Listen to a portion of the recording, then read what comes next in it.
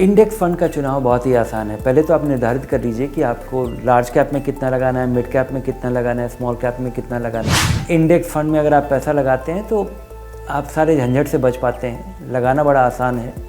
जो इक्विटी बाज़ार से फ़ायदा मिलता है वो आपको इस फंड में मिल पाएगा और आप निश्चिंत रहेंगे कि इसमें कम खर्चा रहेगा। सो वेलकम बैक टू निवेश का बड़ा सवाल।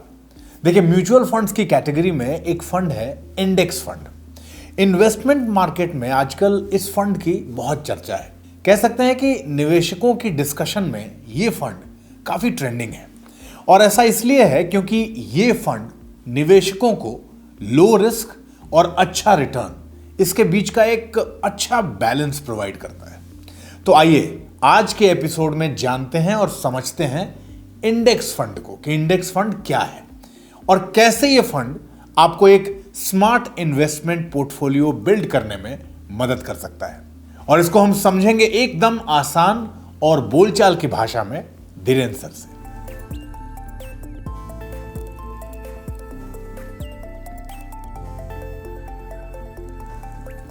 सर, स्वागत है आपका। आज तो सबसे पहले हम लोग आपसे ये समझना चाहते हैं कि इंडेक्स फंड होता क्या है सर, और ये इन्वेस्टर्स के बीच इतना लोकप्रिय क्यों हो गया है? इंडेक्स फंड एक इंडेक्स की तरह पैसा लगाते हैं। जैसे सेंसेक्स है, निफ्टी है। सेंसेक्स है 30 शेयर का, जिसमें कि एक खास अनुपात में कंपनियों का वेटेज है। इंडेक्स फंड उसी तरह से आपका पैसा लगाते हैं। अगर आप 1000 रुपये एक इंडेक्स फंड में लगाएं तो एक कंपनी में अगर 10% लगा हुआ है तो आपका 10% पैसा उस कंपनी में लगेगा।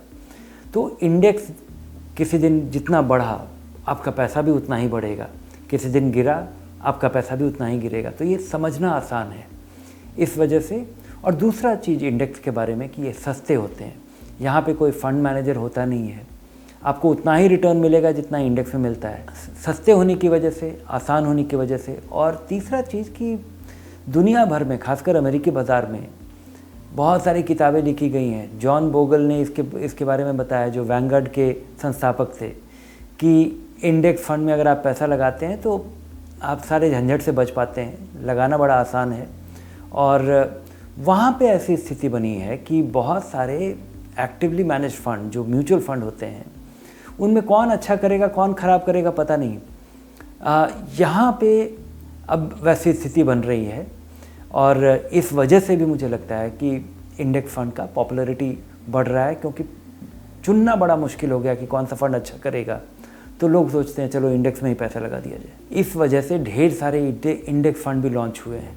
अभी तक जो स्थिति थी 1-2 साल पहले तक कि केवल निफ्टी और सेंसेक्स को ट्रैक करने वाले फंड थे और उसमें बहुत पैसा आया है, लेकिन इसमें आम लोगों का पैसा नहीं आया है। इसमें पैसा आया है एम्प्लॉय प्रोविडेंट फंड ऑर्गेनाइजेशन का। एम्प्लॉय प्रोविडेंट फंड को कहा गया कि आपको अब इक्विटी बाज़ार में लगाना है, और इक्विटी बाज़ार में पैसा लगाना मतलब इंडेक्स में लगाना उनके लिए। तो उस वजह से बहुत पैसा आया है। लेकिन चूँकि इंडेक्स के बारे में लोग काफ़ी उत्साहित हैं, उन्हें लगता है कि, और अभी तक केवल सेंसेक्स और निफ्टी फंड ही थे और उसी में ज़्यादा पैसा है, लेकिन अब बहुत सारे स्मॉल कैप, मिड कैप और बहुत सारे इक्वल वेटेड, बहुत सारा इनोवेटिव इंडेक्स फंड लॉन्च हुआ है और उनमें बहुत पैसा नहीं है, लेकिन ढेर सारे फंड लॉन्च हुए हैं और समय के साथ साबित हो जाएगा कि ये कितने पॉपुलर होते हैं। अच्छा सर, अपने लिए एक रोबस्ट पोर्टफोलियो तैयार करने के लिए हम लोगों को इंडेक्स फंड का इस्तेमाल कैसे करना चाहिए, किस तरह से करना चाहिए? एक अच्छा पोर्टफोलियो बनाने के लिए कई नज़रिया है। एक तो कि अगर आप आसान चाहते हैं तो किसी सेंसेक्स या निफ्टी फंड में अपना SIP की शुरुआत कीजिए। जो इक्विटी बाज़ार से फ़ायदा मिलता है वो आपको इस फंड में मिल पाएगा और आप निश्चिंत रहेंगे कि इसमें कम खर्चा रहेगा। अगर आप बाज़ार के दूसरे भाग का भी फ़ायदा उठाना चाहते हैं तो 50% पैसा लगाइए सेंसेक्स या निफ्टी में, तो आपका लार्ज कैप का एक्सपोजर हो गया। 20-30% पैसा अपना लगाइए मिड कैप में और 10-20% लगाइए अपना स्मॉल कैप के इंडेक्स फंड में। और ये सारे विकल्प आज उपलब्ध हैं। अगर आप ऐसा लगाते हैं और नियमित रूप से लगाते हैं और 5-7 साल के नज़रिए से लगाते हैं तो आपको ये एक बहुत ज़बरदस्त पोर्टफोलियो हो गया। खर्चा कम लगेगा और आप बाज़ार के हर भाग में भागीदार बन पाएंगे। अच्छा सर, इंडेक्स फंड्स में वैसे तो बहुत सारे ऑप्शंस अवेलेबल होते हैं, तो उनमें से हमारी ज़रूरत के हिसाब से बेस्ट कौन सा है, इसका चुनाव हमें कैसे करना चाहिए? इंडेक्स फंड का चुनाव बहुत ही आसान है। पहले तो आप निर्धारित कर लीजिए कि आपको लार्ज कैप में कितना लगाना है, मिड कैप में कितना लगाना है, स्मॉल कैप में कितना लगाना है। और उसके बाद आप उस फंड का चुनाव करने के पहले अब देखिए कि उसका ट्रैकिंग एरर कैसा है, वो कितने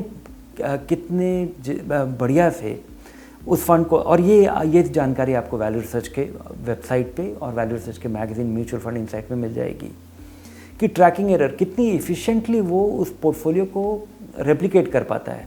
अगर 6 महीने में या 1 साल में सेंसेक्स बढ़ा 10% और इंडेक्स भी बढ़ा 10%, और जब रोज़ जो बढ़ता घटता है बिल्कुल उसी के अनुपात में ये फंड भी अगर बढ़ता घटता है, यही है ट्रैकिंग एरर, कितनी इफ़िशिएंटली इंडेक्स को ट्रैक कर पाता है। तो ट्रैकिंग एरर के आधार पे और खर्चे के आधार पे तो इंडेक्स का चुनाव बहुत ही आसान है। आप उस पेज पे जाइए और देखें कि हर एक फंड का ट्रैकिंग एरर और एक्सपेंस क्या है, जिसका एक्सपेंस सबसे कम हो और ट्रैकिंग एरर सबसे कम हो, उसका आपको चुनाव करना चाहिए। बहुत बहुत धन्यवाद सर, इस पूरे टॉपिक को एकदम आसान भाषा में हम लोगों को समझाने के लिए। और देखिए, धनक वैल्यू रिसर्च आपसे हमेशा यही कहता है कि अपनी इन्वेस्टमेंट से जुड़ा कोई भी सवाल मन में हो तो बेझिझक और बेधड़क धनक से पूछ लीजिए। इस वीडियो का कमेंट बॉक्स है, उस कमेंट बॉक्स में जाइए और अपना प्रश्न लिख के हमें भेज दीजिए। और अपने प्रश्नों के उत्तर के लिए धनक को आज और अभी सब्सक्राइब कर लीजिए।